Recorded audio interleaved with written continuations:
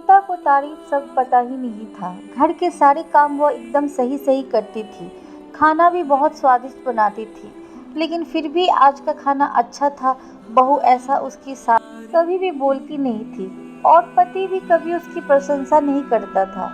उसने बनाया हुआ खाना चुपचाप खाकर उठकर दोनों पति और सास चले जाते। उसने खाना खाया या नहीं इसका उन दोनों को फर्क नहीं पड़ता था। सास को वह पसंद नहीं थी। उसके हाथों से जरा से भी भूल हो गई तो सास तुरंत गुस्सा करती थी। उससे भी बुरी बात यह थी कि उसके पति और उसके बीच बातचीत का ज़्यादा नहीं होती थी और उन्होंने यह चुप्पी बनाए रखी थी। वह उस पर ध्यान बिल्कुल नहीं देते थे।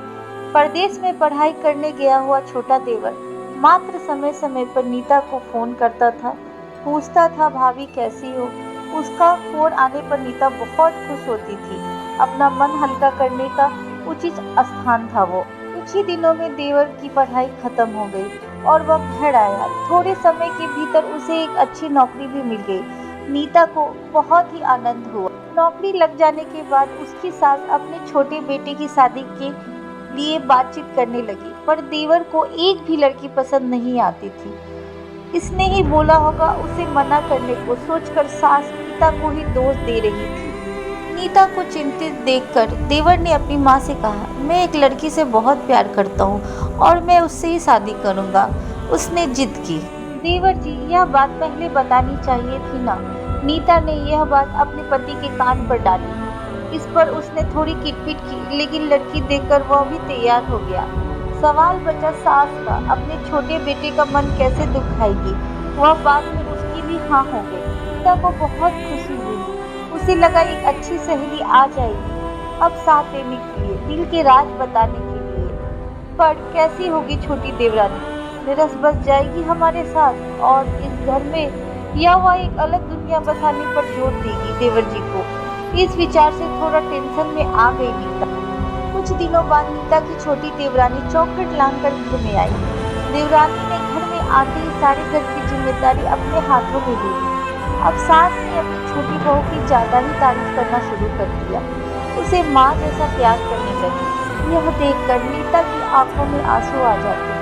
वो सोचती, मैं भी तो यही काम करती थी, फिर मेरे साथ ही ऐसा बर्ताव क्यों। थोड़े दिनों बाद छोटी देवरानी पूरे घर पर राज करेगी और फिर मेरी जगह वहां पर कोने में होगी। अपने ही विचारों में खो गई नीता। नीता के भाव समझने पर छोटी देवरानी नीता के हाथ अपने हाथ में लेकर बोली, दीदी मुझे सब पता है, मुझे अपनी छोटी बहन समझिए, देखना बहुत जल्दी सब ठीक हो जाएगा। छोटी देवरानी ने पूरे घर की जिम्मेदारी तो ले ली, लेकिन कामों में कुछ न कुछ बार बार भूल करती थी। फिर देवरानी नीता के पास जाती और मदद मांगती थी। ऐसा रोज ही होने लगा। यह देखकर सास गुस्सा हो गई। मेरे रहते वह छोटी बहू बड़ी बहू को क्यों पूछती रहती है। फिर सास भी रसोई घर में आकर चार काम शुरू कर। धीरे धीरे वह छोटी बहू के साथ साथ अनजाने में बड़ी बहू से प्यार से बर्ताव करने लगी, प्यार से बोलने लगी, नए पदार्थ दोनों को सिखाने लगी, भूल समझकर समझाने लगी। अब सास और दोनों बहुओं में अच्छी दोस्ती होने लगी। इस वजह से बड़ी बहू का स्वभाव भी अच्छा होने लगा। उसके स्वभाव में खुलापन आ गया। फिल्म देखने जाने लगी। वो अपनी दोनों बहुओं को समान प्यार करने लगी। इस वजह से घर का माहौल हंसता खिलता हो गया। इसके अलावा अपने भाई और उसकी पत्नी की बॉन्डिंग देखकर नीता का पति भी उसके साथ अच्छा व्यवहार करने लगा। यह देखकर छोटी बहू बहुत खुश हुई। दीदी घर पर पहले आप ही का हक है, ऐसा बोलकर छोटी बहू ने पूरी घर की जिम्मेदारी अपने पे ले ली।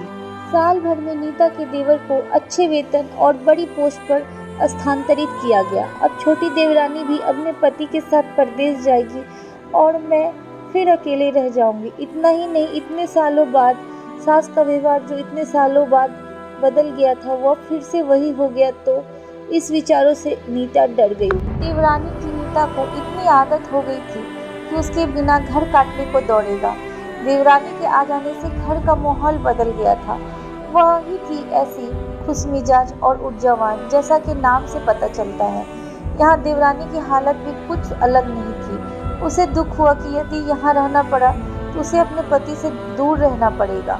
नीता के देवर की जाने की गड़बड़ और देवरानी मात्र टेंस होने के कारण नीता सोच में पड़ी। अंत में उसने देवरानी को पूछा तो देवरानी ने जवाब दिया, दीदी मैं सारा दिन नए स्थान पर अकेली रहूंगी, उससे अच्छा मैं यही हूँ।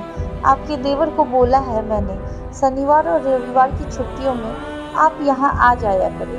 मैं भी उनके साथ जाया करूंगी, बीच बीच में थोड़ा बदलाव के लिए। उस पर वो बोलते हैं कि 6 महीने में वापस यहाँ की ही बदली कर लूंगा। अपने पति की नकल करके देवरानी बोली और छोटी देवरानी भी हंसने लगी। अपनी आंखों के आंसू पोंछते हुए नीता बोली, छोटी, यह दिन वापस नहीं आने वाले। जाओ तुम अपने पति के साथ, उनके साथ ही तो कोई होना चाहिए ना। दीदी आपने मुझे बड़ी बहन का प्यार दिया, वैसे ही भैया के रूप में एक बड़ा भाई मिला।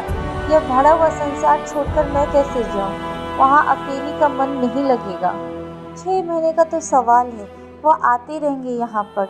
यह सुनकर नीता ने अपने देवरानी को खुश होकर गले लगाया। तभी देवरानी नीता को बोली, अपने पति के साथ एक अलग जीवन बनाने में समय नहीं लगता, अपनों में रहकर पति की प्रतीक्षा में ही आनंद है।